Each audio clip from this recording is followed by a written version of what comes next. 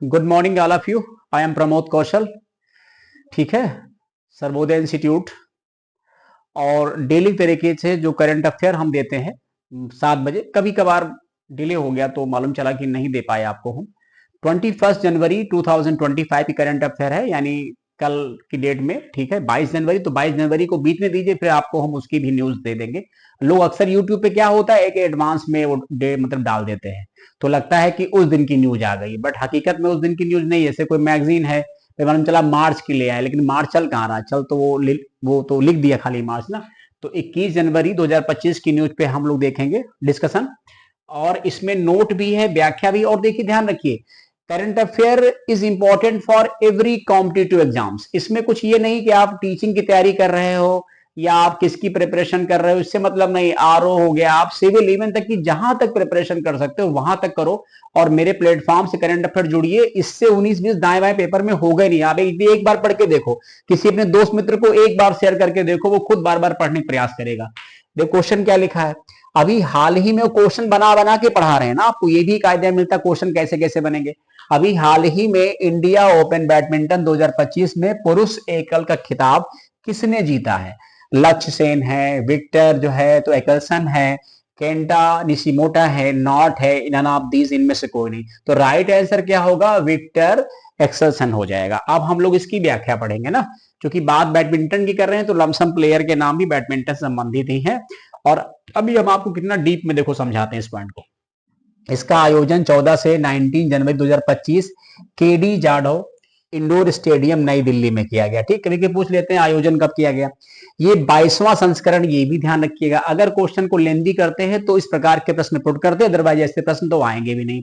फिर क्या लिखा? पुरुष वर्ग में विक्टर यानी एक्सेलसन ने जीता है। किस देश के प्लेयर हैं? डेनमार्क के हैं। महिला वर्ग में एन सी यांग साउथ कोरिया की, इन्होंने जीता हुआ है। हो सकता है पुरुष वर्ग ना पूछ के महिला वर्ग पूछ लें, कुछ भी पूछ सकते हैं क्वेश्चन ना।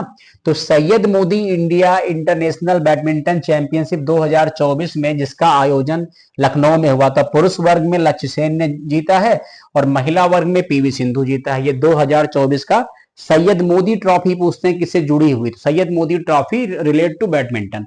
ठीक है, महिलाओं में पीवी सिंधु, अभी हाल ही में इनकी शादी भी हुई है।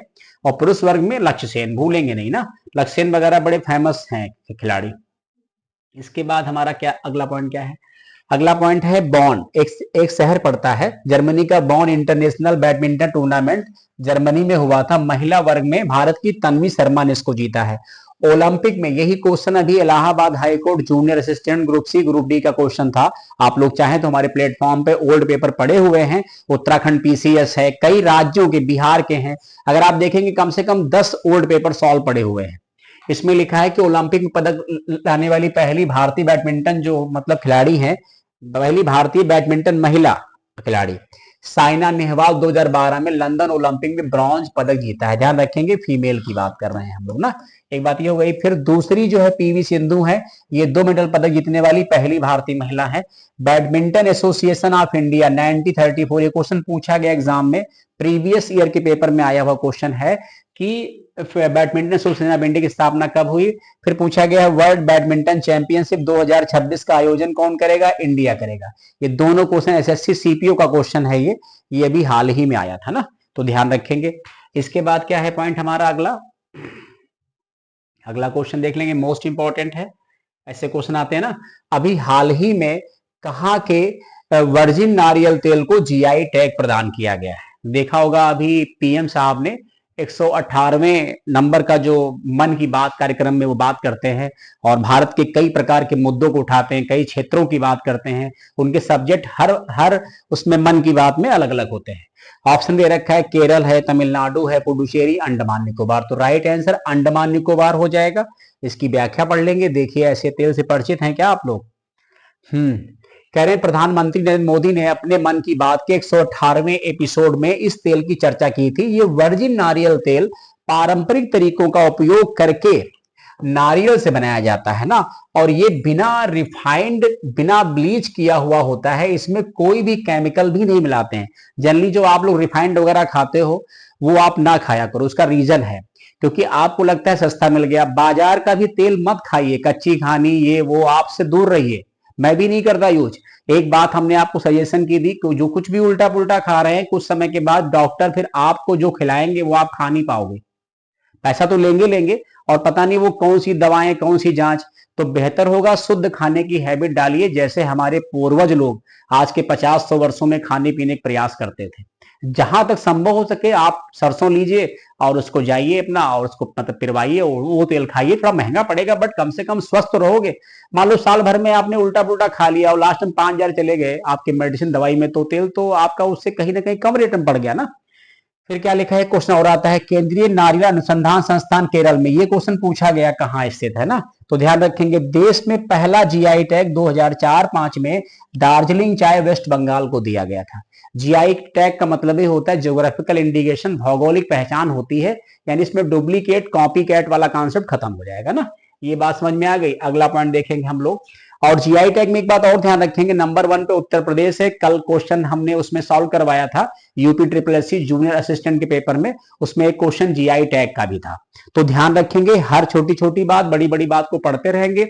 एक बढ़िया कॉपी बना लीजिए, उसको नोट करते रहिए। ये क्वेश्चन देखिए क्या कह रहा है। ये क्वेश्चन है, अभी हाल ही में राष्ट्रीय मानसिक स्वास्थ्य पुनर्वास संस्थान कहाँ स्थापित किया गया है? मध्य प्रदेश, उत्तर प्रदेश, गुजरात, और एक पॉइंट और है ऑप्शन में उड़ीसा। ठीक है, 4 ऑप्शन दे रखे हैं। तो इसका जो राइट आंसर हो जाएगा वो हो जाएगा मध्य प्रदेश ना, मध्य प्रदेश के सीहोर में है ना। अभी हम इसकी व्याख्या कर देते हैं तो आप और बेहतर समझ जाओगे। ये देखिए क्वेश्चन लिखा है नोट के साथ।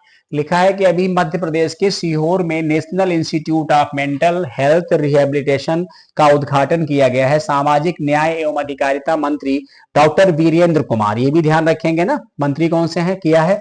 मानसिक रोगियों के पुनर्वास और मानसिक स्वास्थ्य का उद्देश्य है इस संस्थान का।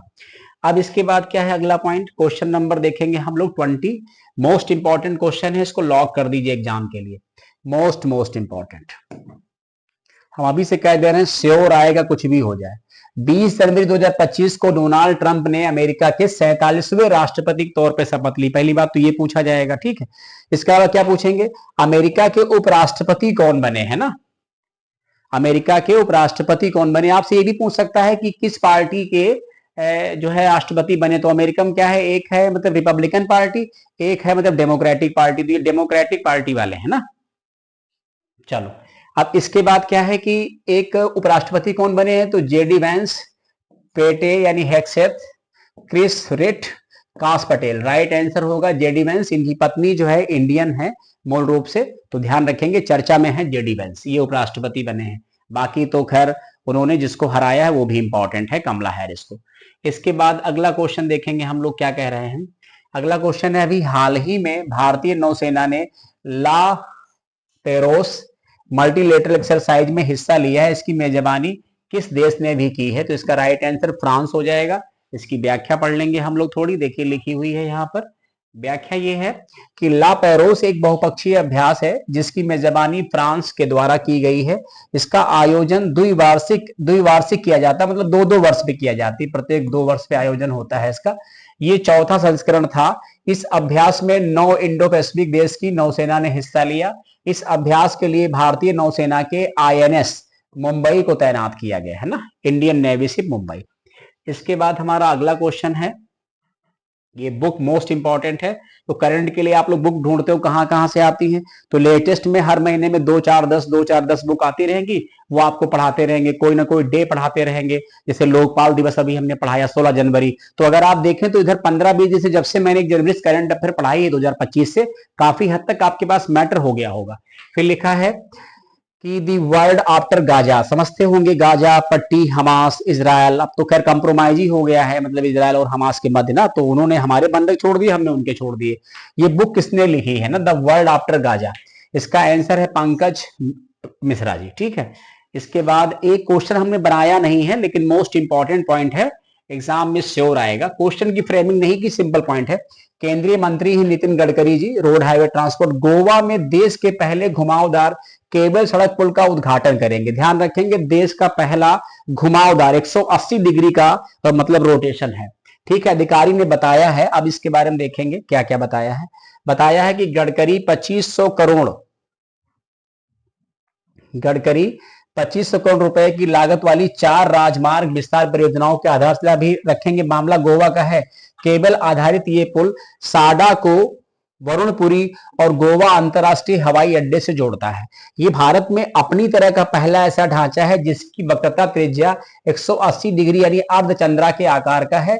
जिन 4 परियोजनाओं का केंद्रीय मंत्री मतलब शिलान्यास करेंगे उनमें पोंडा से भोमा खंड है, एक ये है NH 748, जुआरी से मडगांव बाईपास, एक है नदोलिम से कुनकोलिम खंड हो जाएगा और एक हो जाएगा बेंडोर डैम से कर्नाटक सीमा यानी उस पे शामिल है ना। तो हमें लगता है यहां तक की न्यूज जो आज थी इसमें कभी कुछ क्वेश्चन प्लस माइनस भी हो सकते हैं ना।